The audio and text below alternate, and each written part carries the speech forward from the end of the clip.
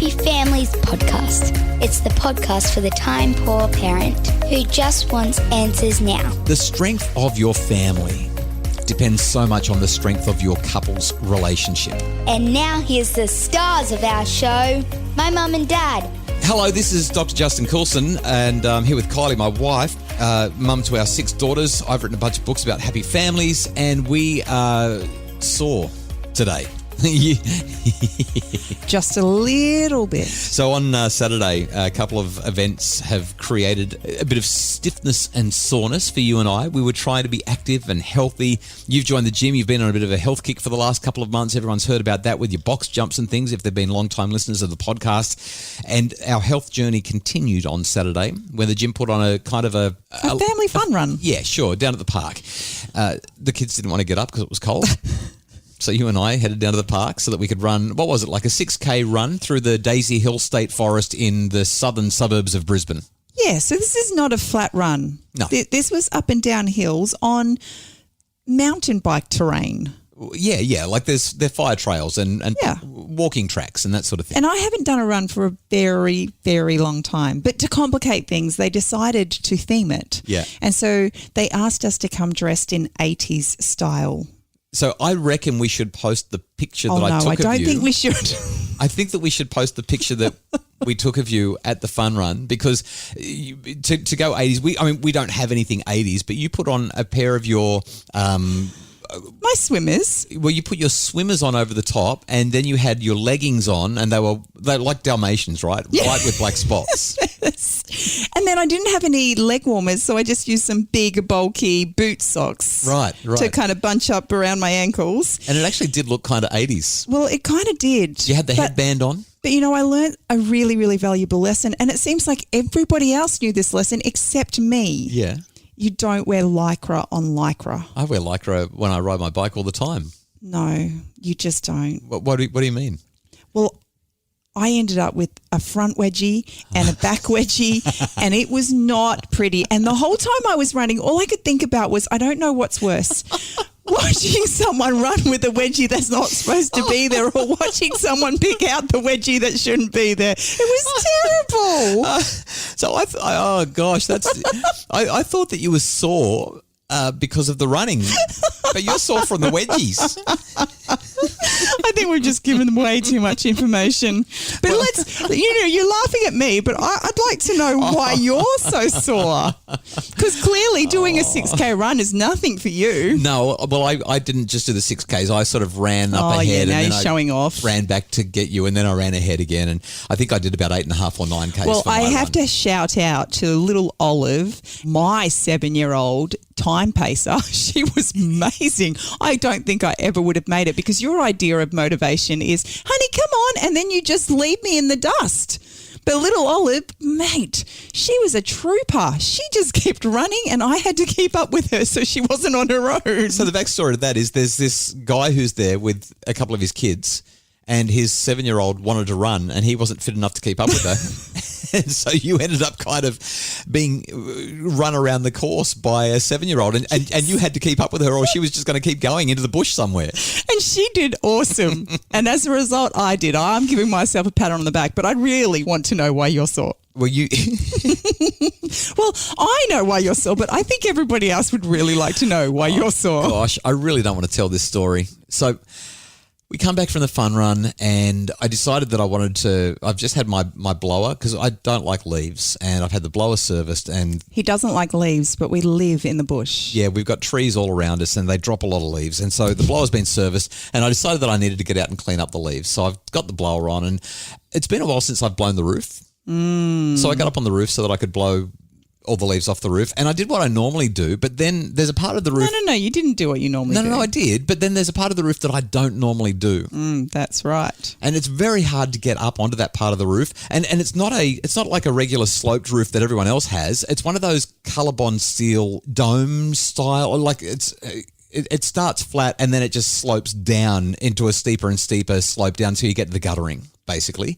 And so what I did was I sat on my backside, and it's pretty slippery up there and it's really high, and I knew that I couldn't reach the gutter with the blower unless I was further down the slope than I could be by standing. So I sat on my bum and I got my feet and put my toes of my shoes against the roofing screws. So I'm just going to put it out there that if a woman was up there, she would look at that and go, we can't do this. What did you do? Well, I put my feet against the roofing screws and used the roofing screws as my brake, and I started blowing the gutter from about 3 meters away. Those roofing screws, like what? They're like, I don't know, 5 mil? No, they're not quite 5 mil. They're probably closer to 3. They're not very big at all. But they were enough to hold me in place until... Until what? So I needed to just move the position because I knew that I was not in a safe spot, and I lifted up my right foot so that I could shuffle my way to a safer position. But as I lifted my right foot, my left foot kind of lost its grip on the roofing screw. On the 3 mil of roofing that it was screw. leaning against, and I started to slide, and I realized very, very quickly that when you're sliding down a roof that gets steeper and steeper the further you go, like Colorbond, there's nothing to grab hold of. And so I started sliding towards the gutter and became very, very well aware that I was going to slide off the roof. So I threw the blower, which was still running, and I'm not quite sure where that went, and I slid off the roof. I tried to grab the gutter, but you slid. You make it sound like it was planned. What happened? You actually fell off the roof. Well, I slid off the roof, yeah. So when you finally came to me, because you were on the far side of the house, so I didn't even hear you on the roof, let alone hear you fall off the roof. Well, I didn't make a lot of noise when I fell. I kind of went, oh no. And then I slid off the roof. You keep saying I fell. I slid off the roof. You slid off the roof in such a way that the neighbour, who just happened to be out on their veranda, scaled the fence, our almost 60-year-old neighbour. Yeah, he did. He scaled the fence because he was worried about me. And it was just a miracle from heaven. I landed in between all the dangerous things and literally landed on my feet. My ankles and knees did what they should, and they took most of the shock, and I kind of crumpled a bit and fell down on my back. I didn't even hit my head hard. I hit it hard enough to lose my brand new headphones. I can't find them in the garden anywhere. But I laid there on the ground for about a minute and realised that I could still move everything. And then the neighbour helped me up, and I twisted and turned. And I'm pretty sore through my back and through my neck and my shoulders, but no damage done. I've been for a bike ride. I have spent time with the kids, but that's why I'm sore. You know, we talk about this whole idea of this is the podcast for the time poor parent who just wants answers now. So I'd really like to know what you learnt from that experience. Oh, you're going to put me through that publicly? Yes. I learnt that I needed a new blower as a result of that experience. You did need a new blower. And what did you come home with? I came home with the granddaddy of blowers. This one's a ripper. I'm so excited. Didn't even want to sell it to you because it's an industrial grade blower. But you were like, I can't get to that roof ever again. I need something that's going to blow for miles. Yeah, what I learned is next time I've got to stand further up the roof where the slope's not as strong, so I need a stronger blower. I probably won't go up there again. We'll probably have to get some professionals in and put some gutter guard over that gutter so that I never have to go near it again. That's enough learning for one day. I'm a slow learner, but I just little bit by bit. What did you want me to learn? I want you to learn that, number one, 2 is better than 1. 2 is better than 1? Yes. Make sure you have someone, for starters, if you're going to do something silly. Well, I had my phone. Your phone wasn't very much helpful. You know, when you took me out there, it looked like I was going to a crime scene. I could literally see the shape of your body in my garden. Yeah. So for those of you who are wondering how far it was pretty much 2 stories, right? Gosh, yes, it was. Hence why you have a desk job. Yeah, well, yeah, I'm not the handiest guy in the world. Let's face it. Anyway, that's not what. This has been a long introduction to a podcast that's about how much we love each other. And all that's happened is that I've mocked you for your front and back wedgies, and you've given me a hard time for falling off the roof. Well, maybe after the break, we might be able to give people something substantial to work with. Yeah, the purpose of this podcast today is to help you to make your partnership, your marriage, the relationship with your significant other better, and we'll talk to you about how you can do that next. It's the Happy Families Podcast. Are screens creating tension at home?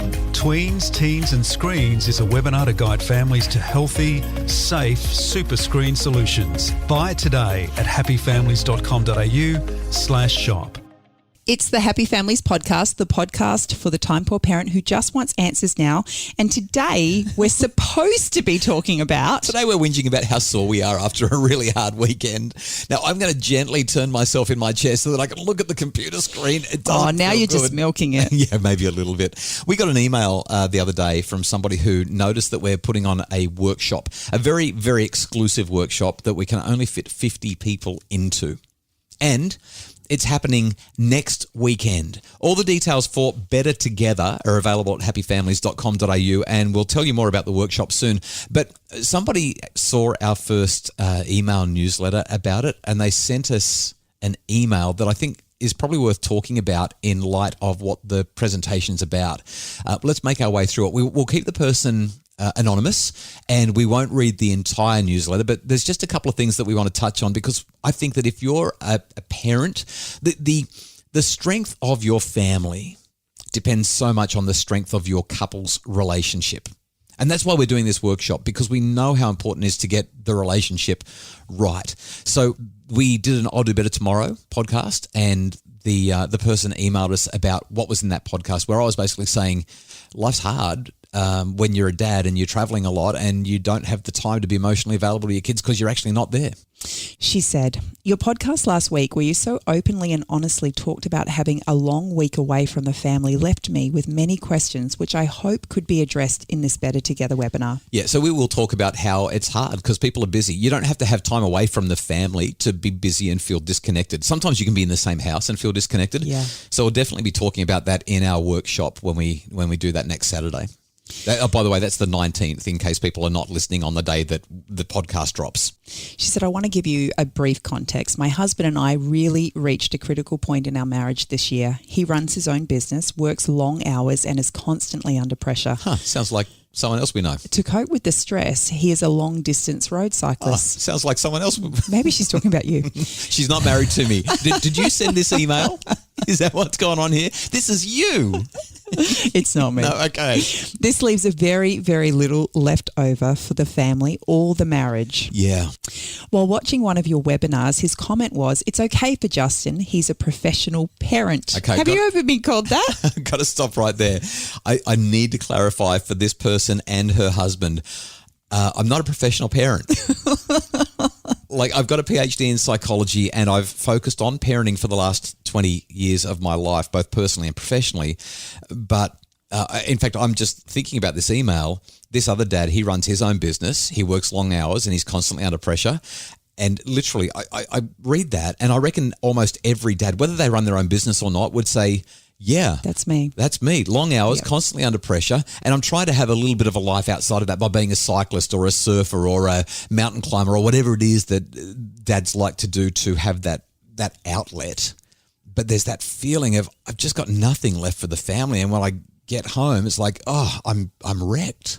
I think one of the best things that this woman could do for her husband was actually get him to listen to our I'll Do Better Tomorrow episodes. Yeah. Because we share all of it. We've got the good and the bad in there. Yeah, but I'm not a professional parent. I'm just a guy who writes about how to parent better. I just need to clarify that. Anyway, so this dad's complaining that it's okay for me because I'm a professional parent. What else did he say about me? He just said, I have other problems and stresses every day and simply don't have the energy for the family when I get home. Wow. He also noted that his father never had the pressure to be the perfect father. He was the breadwinner and his wife did the rest. He has often said to me, I'm expected to do it all, earn all the money, plus be the ideal family man. This causes resentment on both sides. The resentment leads to him being more and more disengaged, making the divide wider. Wow. Well, I reckon if you're living in a relationship where any of those kinds of feelings are there, or even if you just want to be stronger in your relationship, our Better Together workshop next Saturday, June the 19th, will be exactly what you're looking for. What are you going to talk about? What do you think is one of the most important things that might even be helpful for this particular emailer, podcasts at happyfamilies.com.au, to hear that we're going to cover off in a lot more detail next Saturday? Well, I've got a few things that I would suggest, but when I read this email, this is us. Well, I think this is most couples. I don't think that people are living particularly unique lives. There's pressure, there's stress, there's business or job issues.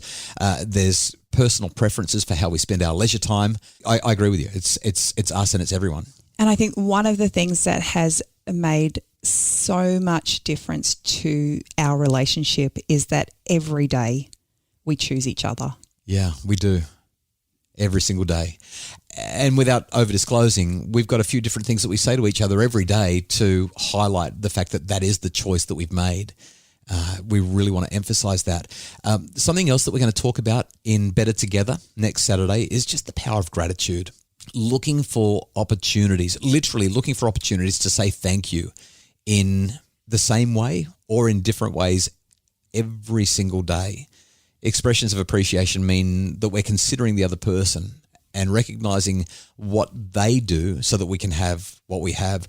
There's nothing more ugly than somebody who's entitled, somebody who thinks, well, because I do this, you are expected to do that. We need to move beyond that and appreciate one another, not expect things from one another. And there's so much research that shows what a powerful impact gratitude can have on a relationship. And I think the reality is that none of us are expecting a perfect spouse, but we want to feel like we're part of a team. Yeah, we want connection. Yeah.